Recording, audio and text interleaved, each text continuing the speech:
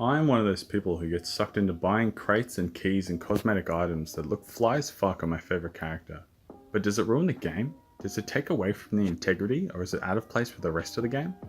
That's what I'm going to talk about today. I'm sure we've all thought it. If I had the money, I'd buy it all. Whether it's the Alpha Boost and wheels from Rocket League, the schoolgirl skirt from PUBG, or the hella sick knives in CSGO. New games are establishing these limited cosmetic items that can be bought from players or found in crates to get people to invest more money into their games. All the examples I mentioned are on Steam. Steam having its own microeconomy, the prices get driven up from other players opening the limited crates with the item in it and not getting it. This decreases the total supply of the crate, limiting how many of a certain item there can be, raising the price on the rare item. Simple supply and demand. With Steam themselves taking a piece of the cake every time a transaction is done on their marketplace, it's quite a lucrative system. In fact, it's why Valve doesn't make video games anymore. They make far too much money from selling other publishers' games and items on their platform. Can we say that spending a relatively ludicrous amount of money on something purely digital is ridiculous? It's a matter of perspective. My mate has spent over 1k on WARFRAME and has nothing to show for it. But you could argue that the enjoyment justified the spending. Though this is all subjective and would be a case-to-case basis, he says he has no regrets and would have spent the money on something else dumb anyway. I've spent around $300 on digital keys and items myself, but I don't inherently miss the money. There's no hole in my pocket. Though if I had to choose to spend $300 right now on video game cosmetics or keep it, I would keep it. It's the little increments that you spend that justify your actions, which is just a mechanic of the industry itself at play.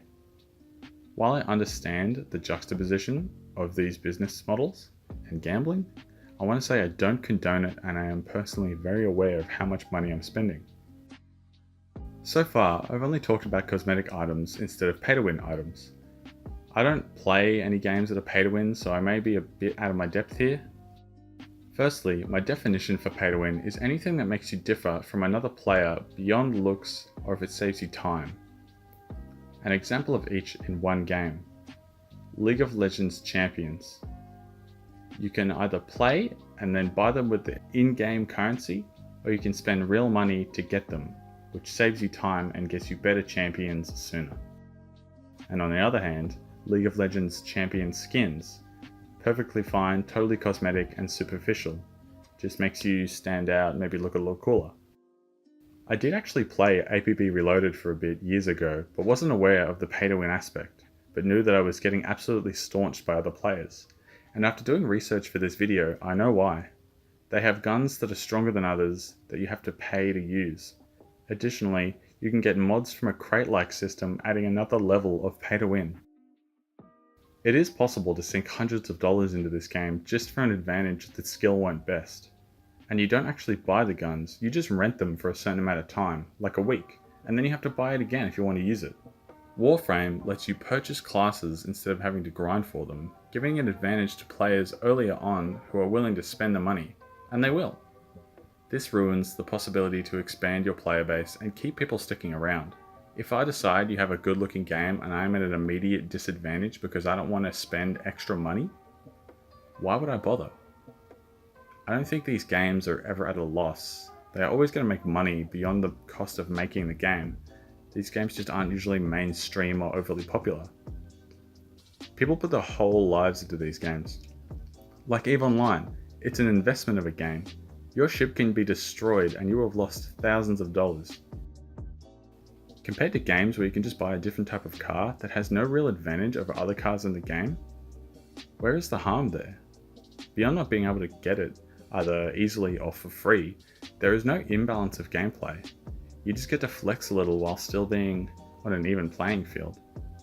This is why I have no problems with video games that introduce cosmetics as an optional extra. Sometimes you love a game so much and you play it all the time and you just want to look a little cooler, to stand out. You roll the dice on a crate or fork out $10 for a stat track on your favourite pistol. There's no harm in control. And lots of people will feel this need for a custom item, and maybe even FOMO in because it's generally cheap to get one thing, or to risk it on a crate. What's a $2 key? It's why CSGO is just raking in money, because of their crates and skins. It's a brilliant idea laid onto the minds of a young generation. But does that make it wrong? I know better, but not everybody does. Be wise, but also have fun. This has been Bert. See ya.